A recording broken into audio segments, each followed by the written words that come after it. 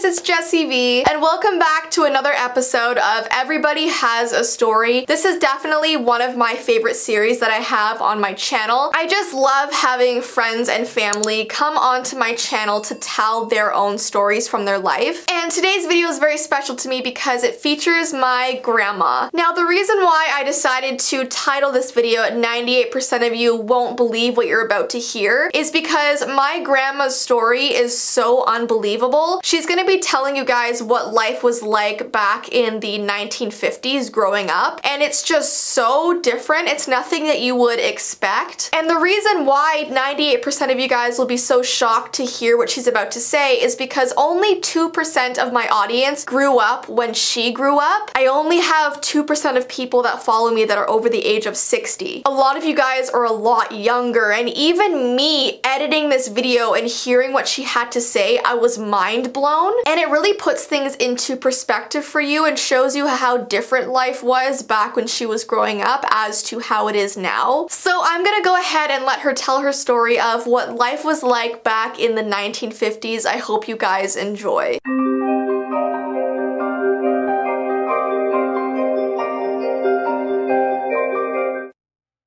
So, I'm the grandma, and I thought that you would be interested in hearing what life was like back in the 1950s growing up as a little girl, because it sure was a lot different than it is now. So I thought I would take it in topics. The first is school, what it was like going to school back then. And there were segregated entrances and schoolyards for the boys and the girls. So we were always at our desks. We had those old-fashioned inkwells and nib pens, so it was kind of messy. And if you had a bad boy sitting behind you, he would dip your braids in the ink. In high school, we sat according to our marks, which is not good, because up in the far corner, right in front of the teacher's desk, was the student who had the best marks, and then at the very back of the room, in the far corner, would be the child who had the worst marks. And to me, that was not good at all, because then everybody knew and didn't treat people well. There was a dunce chair. I had to sit in it once, I remember. And it wasn't because I was bad, it was just because I didn't get my times tables right. And the teacher would put the pointer on two numbers and you had to immediately say the answer, and I just got so nervous that I kind of just lost my voice and clammed up, and I had to go sit on the dunce chair with a dunce hat on my head. Then there was a cloakroom, so you didn't hang your coats out in the hall or anywhere else. There was a cloakroom at the back where you hung your coats and hats and mitts and everything. And also, if you were bad, you would either go to the dunce chair or you would go and have to be alone in the cloakroom. We walked to school. Kids went to a neighborhood school that was within 10-15 minutes walk. In high school, I had a pretty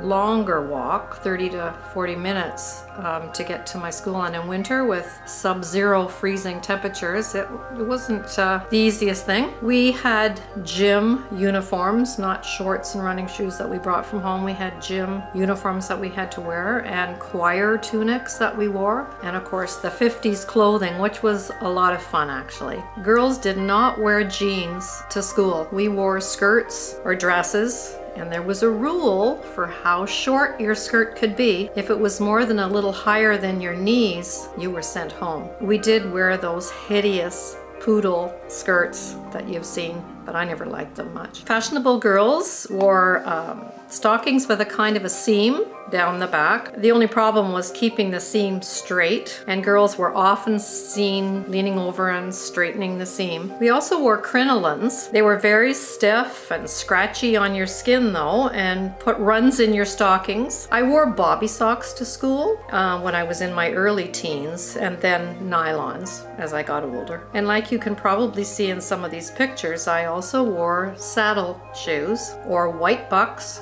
or loafers. I didn't get new clothes very often, and my mom didn't buy many new clothes for herself either. So when I did get a new dress, it was really special. I had very red hair though, not like you see it now, and my mom never let me wear pink or red colors, so I couldn't wait until I was old enough to get a job and earn some money. And one of the first things that I did buy was, a red dress. Most girls had longer hair and put it up in either braids or a ponytail, but we were told that if our braids or ponytail was pulled back too tight, we would go bald before we got really old. We wore neck scarves, either around our neck or our ponytail, and we wore headscarves quite a bit. In high school, we did wear lipstick and some rouge, but false eyelashes and hair extensions weren't in vogue yet. Next topic, home.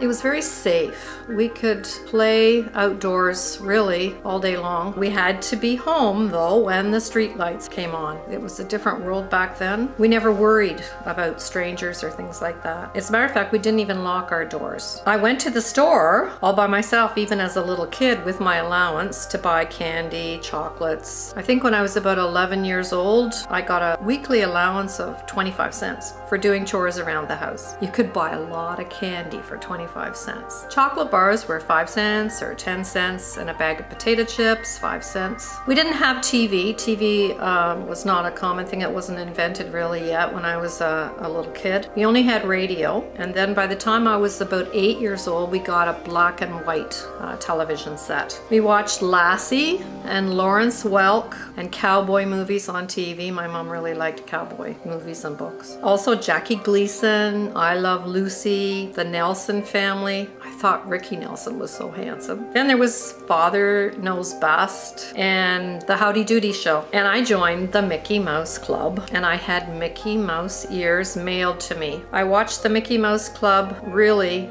very faithfully on TV every week. And TV went off the air, I think at around 11 o'clock at night each night. There were no stations to watch after that. It was just a signal that would come on the screen. So there was no point staying up late to watch a movie. On Saturdays, we went to the movie theater. It was nearby, and we went there to see the serials, not something you eat in the morning. That meant stories that didn't end. You had to come back the next week to see what was gonna happen next. For example, the movie would stop with a guy hanging for dear life onto the edge of a cliff, and the movie would just finish there. So you really wanted to return the next Saturday to see what was gonna happen. We had coal heating, so we had a chute in our basement where the coal man came from time to time to pour in his big bag of black coal to heat our house, and made a lot of noise. And I remember our cat used to like to sleep on the coal pile, and one day he was just shocked and shrieked as he ran up the stairs, and he was all covered with black soot. We had no freezer, just a large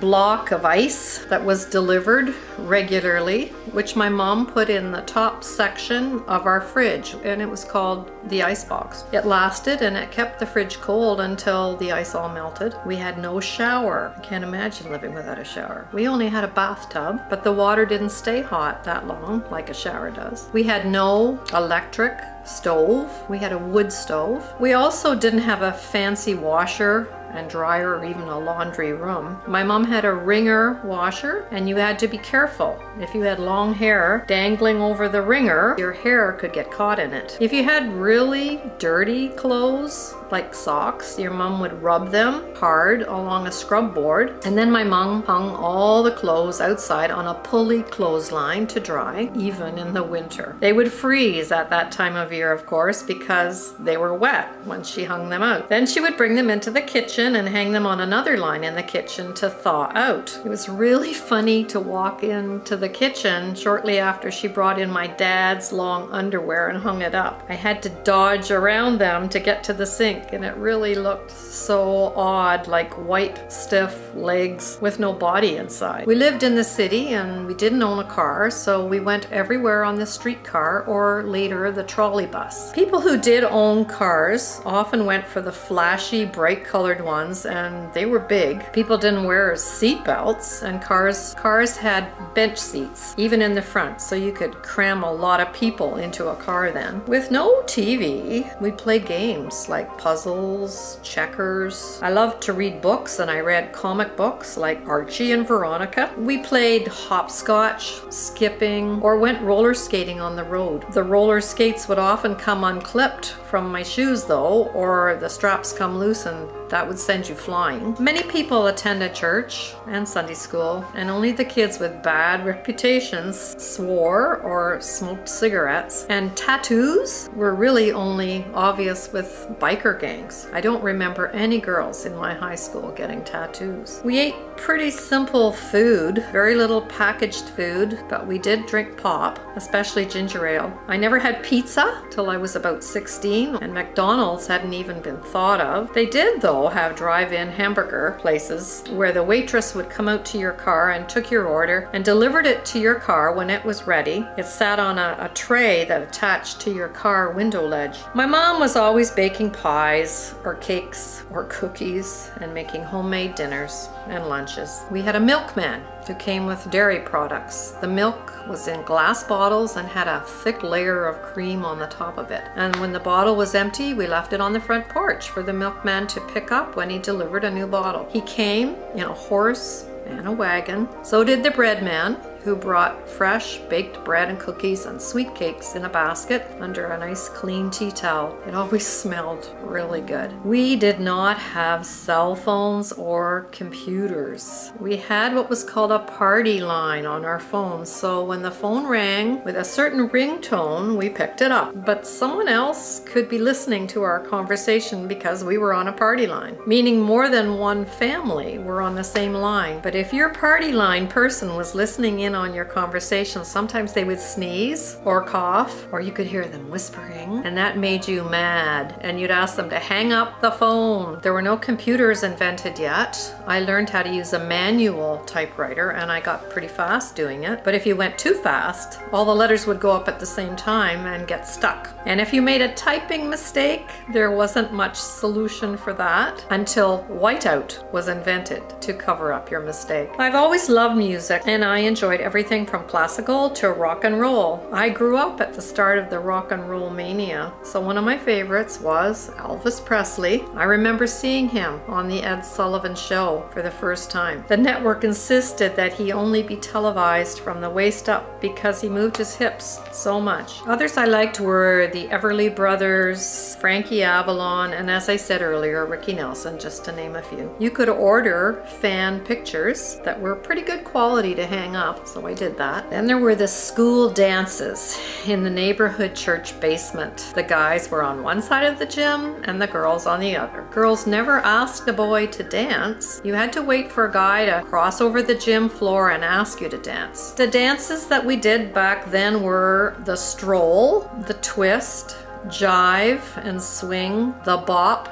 and a little later, the monkey. I know it sounds cliche, but looking back at when I was growing up, life did seem simpler, less stressful, less rushed. We didn't worry about terrorism, climate change, pollution. We went down to Center Island in Toronto and we swam in Lake Ontario. They didn't close the beaches due to E. coli counts. And if you were bitten by a mosquito or another kind of bug, you didn't worry about West Nile or Lyme disease. Does all this sound unbelievable? With less than a century having passed since I was a little kid, I enjoy all the comforts of the modern inventions, but I miss the simplicity of those days. I think we all need to find our place of solitude in this world we live in. It often seems to be spinning out of control. For me, it has been and continues to be my faith in God. Thanks for listening and for taking this trip down memory lane with me. I hope you've enjoyed it and can kind of picture some of these things. Jessie's going to put some pictures along with this so you can actually see what it looked like.